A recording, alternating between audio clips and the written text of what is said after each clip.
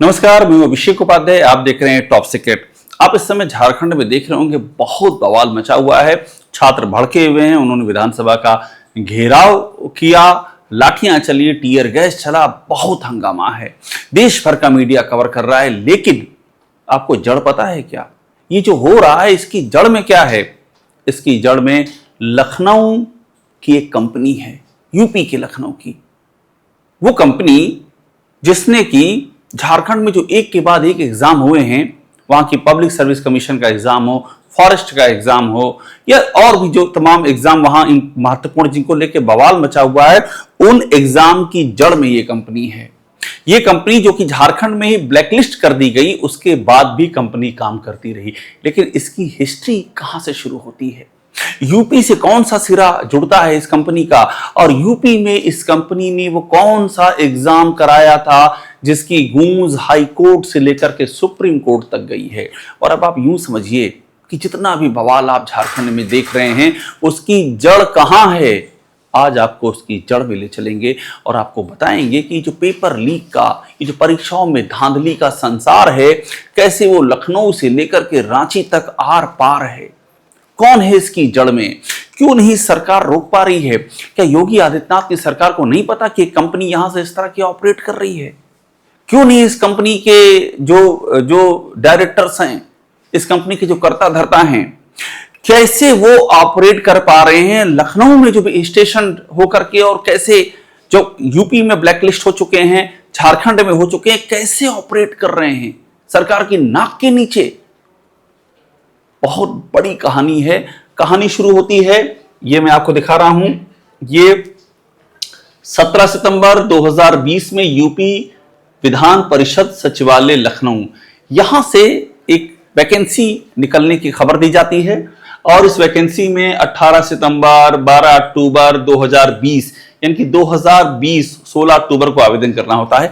2020 में इसका आवेदन करना होता है। अब मैं आपको धीरे धीरे बताऊंगा कि क्या हुआ है। ये जो कहानी है, यूपी में विधानसभा और विधान परिषद में कुछ नियुक्तियां की जाती हैं, और इन नियुक्तियों में इतना भाई भतीजावाद चलता है। आप सोचिए, हर पांचवा उम्मीदवार जो सफल होता है वो किसी न किसी नेता या नौकरशाह का रिश्तेदार होता है। और जो कंपनी झारखंड में इतने बड़े बवाल के पीछे मेन भूमिका में ब्लैकलिस्ट की जा चुकी है, वही कंपनी यहां भी होती है।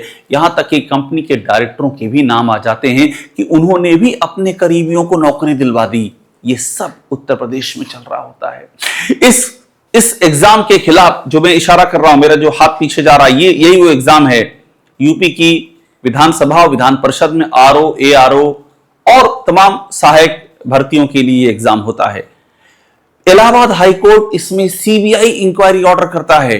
और आप सोचिए, सरकार, विधान परिषद, ये सब सुप्रीम कोर्ट पहुंच जाते हैं सीबीआई इंक्वायरी रुकवाने के लिए। मतलब केंद्र में भी बीजेपी सरकार, यूपी में बीजेपी सरकार, उसके बाद भी सीबीआई इंक्वायरी से डर। यह है असली खबर। यह होता है उत्तर प्रदेश में। कहानी आगे बढ़ती है। देखिए, मैं आपको दिखा रहा हूं कैसे एक के बाद दूसरा आवेदन पत्र भरना, उसके चरण क्या होंगे, ये सब है। ये मैं एक यूपी में विधानसभा और विधान परिषद में जो वैकेंसी आई थी उसके बारे में बता रहा हूं, जिसकी जड़ में ये कंपनी है।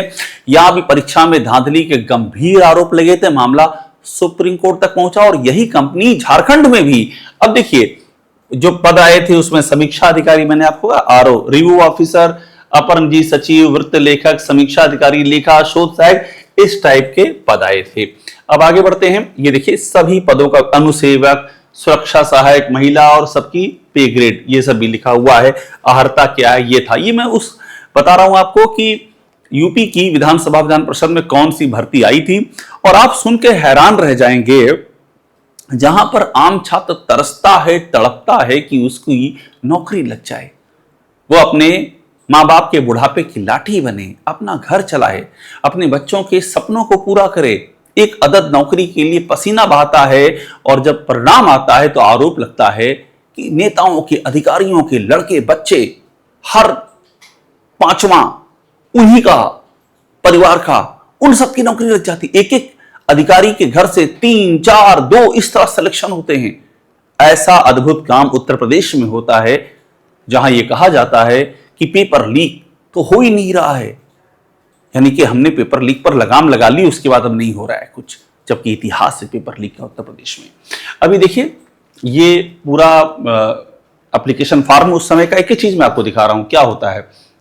ये विज्ञप्ति निकलती है, एग्जाम होता है 27 दिसंबर, 28 दिसंबर, 29 और 30 को एग्जाम होता है इसका। अब बड़ी बात देखिए, अब जब कोर्ट में मामला हाई कोर्ट में जाता है, वहां क्या क्या बातें पिटीशन में कही जाती, उससे आप समझेंगे कि मामला कितना बड़ा था। इसमें साफ लिखा है कि जो पिटिशनर, इसमें लिखा है कि देखिए opposite party number 9 legal advisor of chairman UP legislative council, UP legislative whose term has come to an end but after the opposite parties completed, मतलब एक के बाद एक इसमें नामों का जिक्र आना शुरू हो जाता है। अभी मैं आपको और दिखाऊंगा, देखिए एडिशनल प्राइवेट सेक्रेटरी, रिपोर्टर, पता ही चलता है कि किसी के पास ऐसे ऐसे लोग सेलेक्ट कर लिए गए जिनके पास नॉलेज नहीं थी। मतलब एपीएस और रिपोर्टर पर जो व्यक्ति सेलेक्ट किए गए उनके पास शॉर्ट हैंड की नॉलेज नहीं थी, वो टाइप नहीं कर सकते हैं और उनको एपीएस बना दिया गया। जबकि आप जानते हैं एपीएस, रिपोर्टर विधानसभा विधान परिषद में टाइपिंग और शॉर्ट हैंड बहुत आवश्यक होता है, ये अहर्ता भी थी। अब इसके बाद देखिए जो रिसर्च असिस्टेंट बनता है उसके पास रिसर्च की क्वालिफिकेशन ही नहीं होती है, इस तरह से भर्तियां की जाती हैं। जो ऑफिसर ऑन स्पेशल ड्यूटी बनता है उसके पास भी कोई क्वालिफिकेशन नहीं होती है। और लाइब्रेरी के बंदा, सब में हिंदी की नॉलेज नहीं है, जिसके पास अंग्रेजी की नॉलेज नहीं है, जिसको शॉर्ट हैंड नहीं आता, उसे एज ए रिपोर्टर चुन लिया जाता है। ये काम होता है उत्तर प्रदेश में। अब देखिए इसके बाद साफ लिखा हुआ है कि कहानी क्या हुई है। ये एग्जाम कराना चाहिए यूपी पब्लिक सर्विस कमीशन को, लेकिन नियम बदल दिए गए और नियम बदल करके selection UP public service commission के तहत नहीं होता है, बल्कि एक बाहर की एजेंसी हायर की जाती है। ये वही एजेंसी है, अभी मैं उसका आपको नाम बताऊंगा, वो कौन सी कंपनी है, उसे क्यों हायर किया गया, उसने यूपी में क्या कारनामा किया और अब झारखंड में क्या किया है, दोनों में आपको बताऊंगा। अब देखते जाइए इसके बाद क्या है। साफ लिखा हुआ है कि इन पोस्ट को यूपी पब्लिक सर्विस कमीशन से बाहर रखा गया। पूरा जो सिलेक्शन हुआ है वो फेवरेटिज्म, पक्षपात पर हुआ है, नेपोटिज्म, भाई भतीजावाद पर हुआ है, और ये सब उन्होंने एक्सप्लेन किया है इस याचिका में। अभी देखिए कुछ शिकायतें भी आती हैं योगी आदित्यनाथ को। 30/12/2020 को शिकायत आती, यानी कि एग्जाम के तुरंत बाद शिकायत आ जाती है, और उसके विषय में है Vidhan Parishad ARO exam many candidate left OMR blank sheet, OMR की ब्लैंक शीट छोड़ देते हैं। पूरा ब्यौरा, शिकायतों का ब्यौरा दिया जाता है। फिर देखिए एक और शिकायत, ये 18/1/2021 18 जनवरी को शिकायत होती है। इसमें कहा जाता है कि corruption, Vidhan Parishad RO and ARO vacancy में करप्शन, इसमें भी OMR की ब्लैंक शीट का हवाला होता है और कहते हैं कि आप कैंसिल कीजिए इन वैकेंसी को, और ये जो चीजें हुई हैं ये नियमों के खिलाफ हुई हैं। एक और शिकायत आती है। फिर देखिए लगातार शिकायत, 31/12 की एक और शिकायत, इसमें कहते हैं ब्लैंक OMR शीट, लगातार शिकायतें आ रही हैं। अब इसके बाद ये याचिका है, मैं आपको दिखा चुका हूं, ये देखिए क्या लिखा है। अब यहां कंपनी का नाम आ जाता है, ध्यान दीजिएगा, ये वही कंपनी है, इसके डायरेक्टर को अरेस्ट किया गया है झारखंड में। झारखंड पब्लिक सर्विस कमीशन के एग्जाम में जिस तरह से धांधली की बात सामने आई है, एग्जाम रद्द किए गए हैं, अरेस्ट किया गया है डायरेक्टर को, फॉरेस्ट से लेकर के, और उसके अलावा जो अधीनस्थ सेवा के वहां पर सिलेक्शंस होते हैं उनमें भी इस कंपनी का नाम सामने आया है। कंपनी को वहां भी ब्लैकलिस्ट किया गया, यहां भी इस कंपनी को ब्लैकलिस्ट यूपी में भी किया गया है। फिर भी ये कंपनी ऑपरेट करती रही, उत्तर प्रदेश के एड्रेस से ऑपरेट करती रही, और सरकार को कानो कान खबर नहीं हुई। कैसे हो सकता है? अब देखिए साफ लिखा है TSR data processing private limited, इस कंपनी के बारे में लिखा है, और क्या लिखा है, was a company of near and dear one of the then chairman legislative council, विधान परिषद के चेयरमैन की करीबी की कंपनी, साफ लिखा हुआ है। और इसमें एक डायरेक्टर है भावना यादव, इसमें लिखा हुआ है, जिनका आरोप है एज ए उनका भी सिलेक्शन इसमें हो गया था, मतलब कंपनी ने अपने डायरेक्टर का सिलेक्शन लिया। और ये देखिए पूरे नाम लिखे हैं, कौन कौन भर्ती हुआ है। अब इसमें सब आगे लिखा है, कोई प्रिंसिपल सेक्रेटरी का बेटा है, कोई प्रिंसिपल सेक्रेटरी का नेपिहू भतीजा है, कोई प्रिंसिपल सेक्रेटरी का नेपिहू है, कोई यहाँ बेटा है, कोई सबऑर्डिनेट सर्विस कमीशन के मेंबर का रिश्तेदार है, कोई सेक्रेटरी एस्टेब्लिशमेंट, तमाम सारी चीजें सब बता रहे हैं कि कोई लेजिस्लेटिव असेंबली के चेयरमैन हैं, उनका ओएसडी, इस टाइप से अलग अलग सब नाम दिए हुए हैं, कौन कौन रिश्तेदार हैं, किसके हैं, कहां से आए हैं, सब नाम यहां पर इस याचिका में दिए जाते हैं। अब इसके बाद देखिए कंपनी के बारे में क्या लिखा है। यहां लिखा है कंपनी, मैंने नाम बताया था टीएसआर डेटा प्रोसेसिंग, जिसने की सिलेक्शन किया, ये ब्लैक लिस्टेड कंपनी है, मतलब यूपी में भी ये कंपनी ब्लैक लिस्टेड थी। और इसके बाद पर्सनल अरेंजमेंट किया गया, चेयरमैन और प्रिंसिपल सेक्रेटरी लेजिस्लेटिव काउंसिल, और पूरे सिलेक्शन को क्रिएट किया गया। इस मैटर को इंडिपेंडेंट पब्लिक एजेंसी से जांच की जाए, ये मांग की जाती है, और इलाहाबाद हाई कोर्ट सीबीआई जांच का आदेश देता भी है। ये अपने आप में बड़ा डेवलपमेंट मैं आपको बता रहा हूं। ये ओएमआर आंसर शीट देखिए, कहा गया इसको ब्लैंक छोड़ा गया है, वो मैं शीट भी आपको यहां दिखा रहा हूं। इसके बाद अब देखिए ये खबर अखबारों में भी छपती है उस दौर में। अब देखिए क्या लिखा है, इंडियन एक्सप्रेस की रिपोर्ट है कि ये कहते हैं कि हर पांचवा वीवीआईपी का रिश्तेदार है जो नौकरी बांटी गई है। कैसे चीजें हो रही हैं, अब ये पूरा उनके बारे में लिखा हुआ है। उस समय के यूपी के स्पीकर का पीआरओ, उसका भाई, लेजिस्लेटिव काउंसिल का secretary incharge, son and daughter, parliamentary affairs के सबके बेटे बेटी, उन सबका लिस्ट है, उन सबका जिक्र है इसमें। अब देखिए ये भी लिखा है कि हाईकोर्ट ने जब मामला गया तो हाईकोर्ट ने क्या कहा, हाईकोर्ट ने कहा कि ये शॉकिंग है और रिक्रूटमेंट स्कैम से कम नहीं, स्कैम कहा हाईकोर्ट ने कहा जो यूपी में हुआ, और उसी कंपनी का यहां भी जिक्र था। और पूरा इसमें लिखा है कौन, अब देखिए उस समय के हृदय नारायण दीक्षित, उनके पीआरओ का जिक्र है, कौन कौन नेता और उनके परिवार के लोग आए, एक एक नाम आप देखते जाइए। अब यहां पर सन और डॉटर, बेटा और बेटी, ये जयप्रकाश सिंह है, principal secretary parliamentary affairs UP, इनके बेटा और बेटी। इसमें Pradeep Dubey, principal secretary assembly, इनके दो रिलेटिव, आरओ एंड एआरओ में दो और रिलेटिव, कुल 4 रिलेटिव का इसमें जिक्र है। अब देखिए महेंद्र सिंह, फॉर्मर मिनिस्टर, इनका भतीजा, दिनेश कुमार सिंह, डिप्टी लोकायुक्त और former principal secretary department of law, इनका बेटा, Ajay Kumar Singh, OSD, chief minister Akhilesh Yadav and Yogi Adityanath, इनका बेटा। अब धर्मेंद्र सिंह एपीएस, ये शिवपाल यादव के साथ रहे हैं। जैनेन्द्र सिंह नीटू, ये close associate of Akhilesh Yadav, इन सबके नाम इसमें दिए हुए हैं। वाइफ ऑफ राम प्रवेश यादव, ओनर ऑफ राभाव, ये सब इंडियन एक्सप्रेस की रिपोर्ट में आपको दिखा रहा हूं। अब बड़ी बात क्या है, देखिए डायरेक्टर, मैं अभी आपको मैंने बताया था रामवीर सिंह, डायरेक्टर को अरेस्ट किया गया है। इस एग्जाम में भी उसी डायरेक्टर के भतीजे, भतीजी और साले, उसको सेलेक्ट किया गया। ये देखिए ये डायरेक्टर हैं। फिर सत्यपाल सिंह, दूसरा डायरेक्टर, उसके भाई को। फिर रामवीर सत्यपाल और राम प्रवेश यादव, इनसे पूछा कि उनको जवाब नहीं दिया। मतलब जो डायरेक्टर रामवीर सिंह झारखंड में अरेस्ट हुआ है, यहां भी उसके भतीजा, भतीजी और साले, इन सबका नाम यहां पर आ चुका है। ये है कहानी।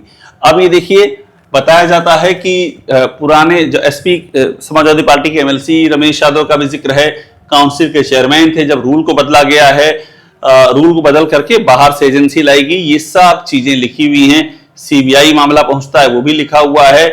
टीएसआर रामवीर सिंह, सत्यपाल सिंह, इनके पास गए। और अब देखिए क्या लिखा है कि इसमें आउटसोर्स किया गया, उसका भी यहां पर जिक्र है। और ये बताते हैं लखनऊ में जब ये गए हैं, उनके टीएसआर डेटा सर्विसिंग प्रोसेसिंग, इनके दफ्तर भी लखनऊ गए हैं पता करने के लिए कहानी। अब जब ये सब सामने आता है, मैंने आपको बताया कि भाग करके विधान परिषद जाते हैं ये लोग, सुप्रीम कोर्ट जाते हैं कि ये तो सीबीआई इंक्वायरी ऑर्डर हो गई है। और वहां जब जाते हैं तो सुप्रीम कोर्ट हाई कोर्ट के ऑर्डर को दरकिनार करता है और वो सीबीआई इंक्वायरी की बात नहीं करता है, उसमें सीबीआई इंक्वायरी को हटा देता है। लेकिन साथ में वो ये भी कहता है कि इस पर हाई कोर्ट में ये मामला जाएगा, वहां सुनवाई होगी। अब देखिए अप्रैल 6, 2021 में यूपी पुलिस की एसटीएफ अरेस्ट करती है सत्यपाल और रामवीर को। 2021 में अरेस्ट करती है इन्हीं को, ये जो वहां असेंबली में इलेक्शन एग्जाम करवाए थे यूपी में और झारखंड में करवाए। इनका रोल आता है वीडियो विलेज डेवलपमेंट ऑफिसर की भर्ती में भी 2018-19 में, ये भी योगी आदित्यनाथ के दौर की भर्ती है। क्लियर, इन सब का नाम आता है।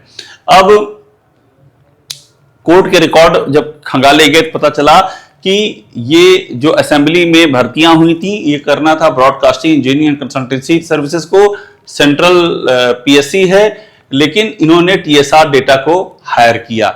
इसका भी यहां पर जिक्र है। अब जानकारी आगे बढ़ती है। सुप्रीम कोर्ट कहता है, जब सुप्रीम कोर्ट में मामला जाता है कि हाई कोर्ट की डिवीजन बेंच इसको सुनेगी मेरिट को, और वो कहते हैं कि हम इस मामले में हाई कोर्ट को कहते हैं कि वो आगे की सुनवाई करे, मेरिट पे सुनवाई करे। तो ये पूरी कहानी है। अब आप समझ गए होंगे आखिरकार हो क्या रहा है। हो यहां पर ये रहा है कि वो कंपनी जो यूपी में टेंटेड है, ब्लैक लिस्टेड है, वो झारखंड जाती है, झारखंड में भी एग्जाम चलाती है, वहां भी एग्जाम में धांधली के आरोप सामने आते हैं, वहां लंबा बवाल चलता है। सवाल यह है कि यूपी में आखिरकार समय रहते एक्शन क्यों नहीं लिया गया। सरकार, योगी आदित्यनाथ की सरकार को सीबीआई जांच से किस बात का डर था, सवाल ये भी उठ रहा है। बड़ी बात, फोन नंबर बड़ा इंपॉर्टेंट है। ये जो एजेंसी है, इस एजेंसी ने जो फोन नंबर दिया, वो फोन नंबर किसका था अपनी एजेंसी के रिकॉर्ड में, वो किसका था फोन नंबर। मतलब ऐसे ऐसे कनेक्शंस हैं। अब मामला सबजुडिस है, हाईकोर्ट इसकी सुनवाई कर रहा है, लेकिन अगर सीबीआई इंक्वायरी होती, कोई भी सुप्रीम कोर्ट की मॉनिटरिंग में ही कोई इंक्वायरी हो जाती, तो इससे जुड़े लोग कहते हैं भी बहुत सारी बातें सामने आती। उम्मीद है सुप्रीम कोर्ट ने हाई कोर्ट को कहा है, हाई कोर्ट इसकी पूरी छानबीन इस पूरे मामले की को देखेगा और इस मामले में कोई ऐसी जांच जरूर होगी ताकि ये सब सामने आए। अगर सुप्रीम कोर्ट को लगता है कि सीबीआई जांच की जरूरत नहीं है, तो जांच का कोई और स्वरूप हो, लेकिन जांच तो हो, कम से कम सामने तो आई ये कहानी। प्रथम दृष्टया इंडियन एक्सप्रेस लिख रहा है, हर पांचवा उम्मीदवार किसी किसी नेता या अधिकारी का भाई भतीजा है। बाकायदा डॉक्यूमेंटेशन है याचिका में। जो एजेंसी है वो ब्लैक लिस्टेड है, एजेंसी का मालिक अरेस्ट हो चुका है, यूपी में भी अरेस्ट हुआ है और झारखंड में भी अरेस्ट हुआ है। इस तरह का बैकग्राउंड है। किसने हायर किया, किसने पब्लिक सर्विस कमीशन के नियम को कौन यहां आउटसोर्सिंग एजेंसी पर ले गया, और कैसे एजेंसी के डायरेक्टरों ने भी अपने रिश्तेदारों की भर्ती करा ली, पूरी मिलीभगत क्या थी, और कौन कौन से जो बड़े बड़े नाम थे जिनके मैंने अभी नाम गिनाए हैं, बड़े बड़े प्रिंसिपल सेक्रेटरी, विधानसभा विधान परिषद के अधिकारी, बड़े बड़े नेता, इनकी जिम्मेदारी आखिरकार क्यों नहीं तय की गई, ये अपने आप में एक बड़ा सवाल है। और यही सवाल बता रहा है कि उत्तर प्रदेश में क्या चल रहा है। जो बातें कही जा रही हैं पारदर्शिता की और इंसाफ की, न्याय की, और जो जमीन पर चल रहा है, कैसे उसमें जमीन आसमान का फर्क है। टॉप सीक्रेट देखते रहिए, लाइक कीजिए, इसे आप सब्सक्राइब जरूर कर लीजिएगा।